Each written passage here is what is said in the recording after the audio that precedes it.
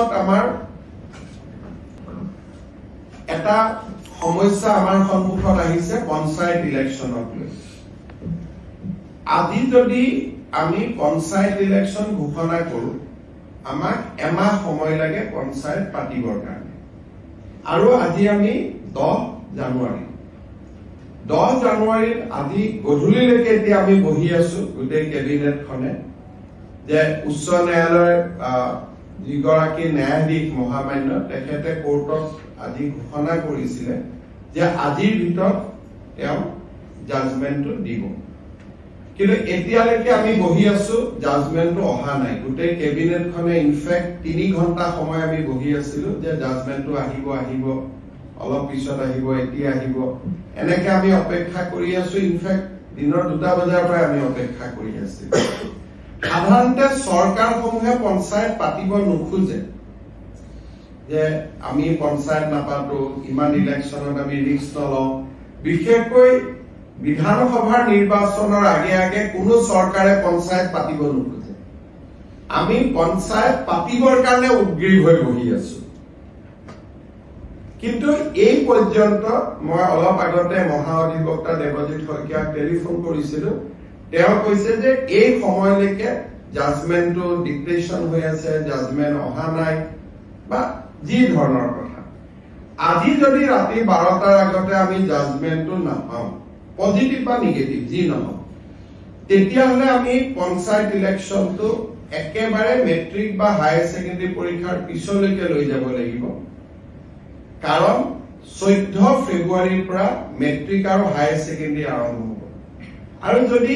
এবাৰ ইলেকশন কৰিলে একমাহ সময় লাগে নোটিফিকেশনৰ পৰা আৰু দুটা ফেজত কৰিলে আজি হল 10 তাৰিখ 10 ফেব্ৰুৱাৰীত এটা হ'ব পাৰে 12 ফেব্ৰুৱাৰীত এটা ইলেকশন হ'ব পাৰে কিন্তু আজি যদি ৰাতি 12টাৰ আগতে যদি হাইকোৰ্টৰ পৰা অৰ্ডাৰটো ওলাই নাহে আৰু পিছৰ 10 দিনো হাইকোৰ্ট বন্ধ আছে গতিকে তাৰ পৰিপ্ৰেক্ষিতত মই ভাবো যে পঞ্চায়ত ইলেকশন পতাটো অসম্ভৱ হৈ পৰিব কাৰণ মেট্ৰিক আৰু হায়াৰ সেকেন্ডাৰী পৰীক্ষাৰ মাজত পঞ্চায়ত ইলেকশন পাতিব পৰা নাযাব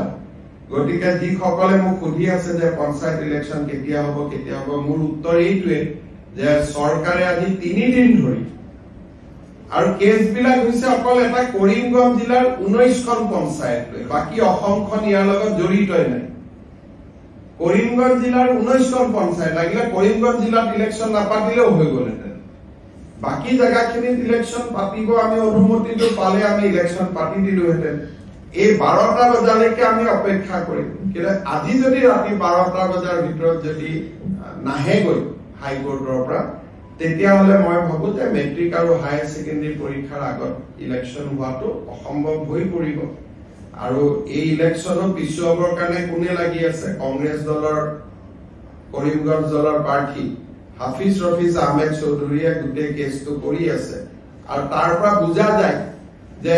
গোটেই পঞ্চায়ত ইলেকশন খেলিবৰ বাবে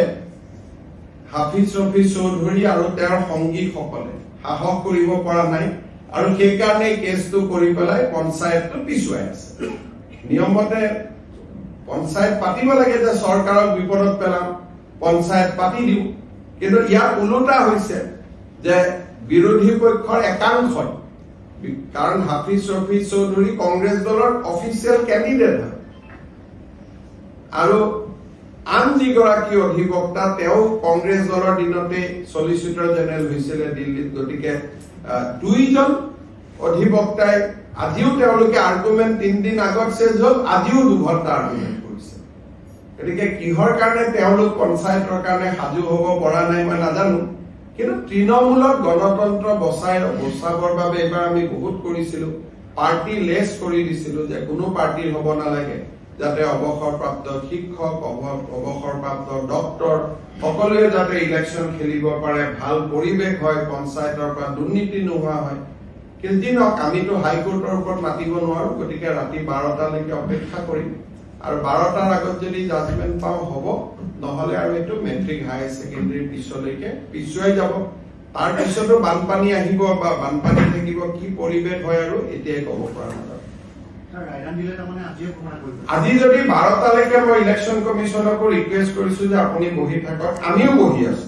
কাৰণ পুলিচৰ পৰা ক্লিয়াৰেন্স লাগিব কোনটো ফেজৰ কিমান ডিপ্লয়মেন্ট হ'ব। ডিজিপিও বহি আছে, চিফ সেক্ৰেটাৰী বহি আছে, আমিও বহি আছিলো। যদি 12টাৰ আগত ৰায়দান হয় আমিতো কৰি দিম, কাৰণ যিজন ন্যায়াধীশ মহাধিবক্তাই কোৱা মতে তেওঁ কোৰ্টত কৈ গ'ল যে মই চেম্বাৰত গৈ জাজমেন্টটো লিখি জাজমেন্টটো দিম। কিন্তু এতিয়াতো 8:45 হ'ল, জাজমেন্টটো আমি হাতত পোৱা নাই। যদি 12টাৰ আগত জাজমেন্ট হয় তেতিয়ালে হ'ব, যদি 12টাৰ আগত জাজমেন্ট নহয় উচ্চ ন্যায়ালয়ৰ বিপক্ষেতো আৰু আমি যাব নোৱাৰো। গতিকে তাৰ পিছত যদি জাজমেন্ট ভাল বেয়া হয় তাৰ পিছত এপিল কৰা বা প্ৰয়োজন সাপেক্ষে সুপ্ৰিম কোৰ্টলৈকে যোৱা এটা লিগেল সিস্টেমত আমি সোমাই যাব লাগিব। ভাল হলেতো কতো যাব নালাগে, বেয়া হলে আকৌ ডিভিজন বেঞ্চ, সুপ্ৰিম কোৰ্ট, এটা দীঘলীয়া প্ৰক্ৰিয়া এটাত আমি সোমাই যাব লাগিব।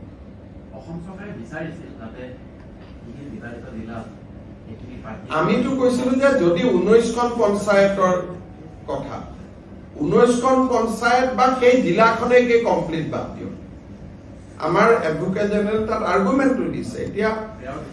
এতিয়া ন্যায়াধীশ গৰাকীয়ে কেনেকে জাজমেন্ট দিয়ে এতিয়াতো মই দেখা নাই জাজমেন্টটো দেখাৰ পিছতহে আমি অপিনিয়ন দিব পাৰিম ভাল বেয়া যিয়ে নহওক কিয়। আমাৰ মতে নগলে